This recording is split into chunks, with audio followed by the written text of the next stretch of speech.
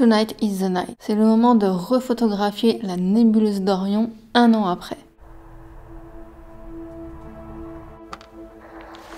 Bon, alors je dois vous avouer que je suis un peu rouillée parce que ça fait pas mal de temps que j'ai pas fait de photos.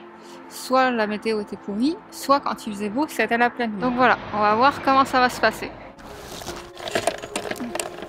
On voit Orion là-haut.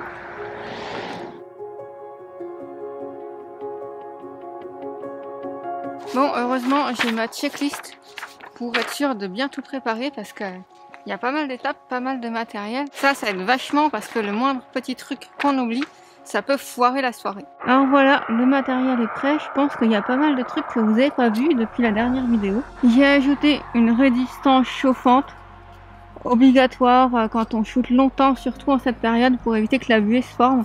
Parce que là, la buée va apparaître super rapidement. L'APN, je me souviens plus si je vous en avais parlé, c'est un nouveau APN défiltré, un Canon. Et surtout, ce qui a bien changé, c'est l'ajout de ce petit module qui ajoute plein de bordel de câbles. Ça, c'est un Azier Pro. Alors, ça permet de faire l'astrophoto à distance, mais ça, je vous en reparlerai plus en détail dans d'autres vidéos.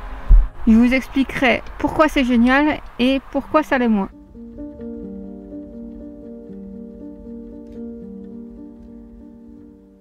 Bon, il y a ma caméra qui va pas s'allumer. Pas de carte. Maintenant, c'est l'heure de la mise au point avec le masque de Bahtinov.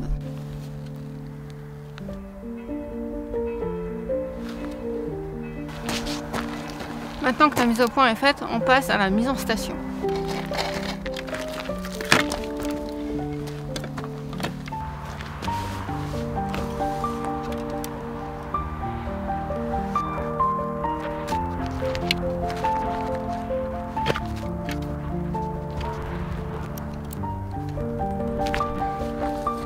Ok, bon, la mise en station est faite.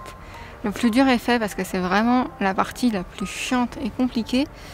Habituellement, là, j'aurais pris la raquette du GoTo pour faire l'initialisation du GoTo et l'étalonnage sur des étoiles repères. Mais là, vu que j'utilise l'Azier Pro, en fait, il a d'autres fonctions. On n'utilise plus du tout la raquette. On utilise un logiciel sur un téléphone ou une tablette. Je ne vais pas vous expliquer comment ça marche dans cette vidéo, ce sera pour une autre vidéo. Là, je vais vous montrer par contre le résultat que je vais obtenir et vous verrez un peu du coup à quoi ça ressemble. Ah putain, faut qu'il fasse une mise à jour, 1%, 2%. Putain, faut pas être pressé. Et donc là, maintenant, tout va se faire via l'interface de l'application. Donc, on va aller viser M42, nébuleuse d'Orion.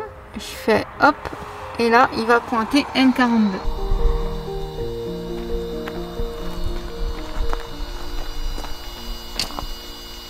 Bon, apparemment c'est centré et tada! Elle est là. Alors on va refaire un essai en prenant une photo de 30 secondes pour voir ce que ça donne. Et voilà, je vous présente la nébuleuse d'Orion. Un cliché de 30 secondes à 1600 ISO, je crois.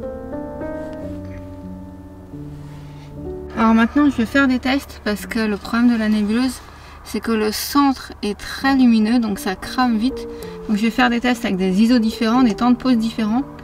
Une fois que j'ai choisi les bons réglages, je peux programmer toute une séquence et directement au chaud depuis la maison, je peux laisser le télescope faire mes centaines de clichés de la nébuleuse.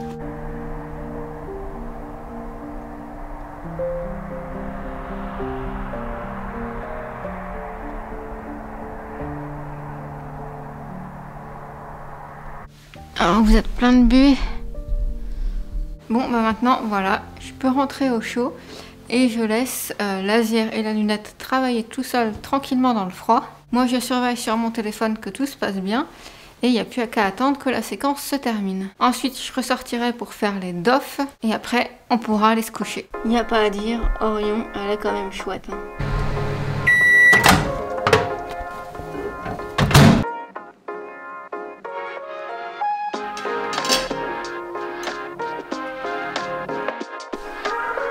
Bon, alors, du coup, j'ai laissé le télescope tourner tout seul, faire des photos pendant 2 heures.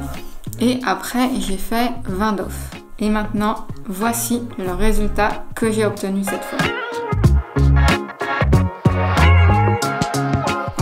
voyez là, c'est 65 photos de 2 minutes, tout empilé à 1600 ISO, plus 20 d'off. Alors j'avoue que je suis assez contente du résultat, même si au début quand j'ai vu les brutes, quand j'ai vu l'empilement dans Cyril, j'ai eu peur parce que le cœur était vraiment cramé. Mais j'ai réussi à rattraper avec Cyril puis avec Lightroom pour faire en sorte que le cœur soit, il est un peu cramé vraiment au centre, mais ça va. Voilà, on aura l'occasion de reparler de tout ça, des logiciels de traitement, etc., de l'ASIER, dans d'autres vidéos. Si jamais vous voulez vous aussi vous lancer dans l'astrophotographie, j'ai fait toute une liste complète avec tout le matériel dont vous avez besoin pour démarrer, tous les accessoires, tout ce qui va bien, et vous pouvez récupérer ça dans la description. Et comme vous pouvez le voir, on peut obtenir déjà de chouettes résultats simplement avec du matériel amateur. Dites-moi si vous aimez ce genre de vidéos, moi ça m'amuse vraiment beaucoup à les faire. Et sur ce,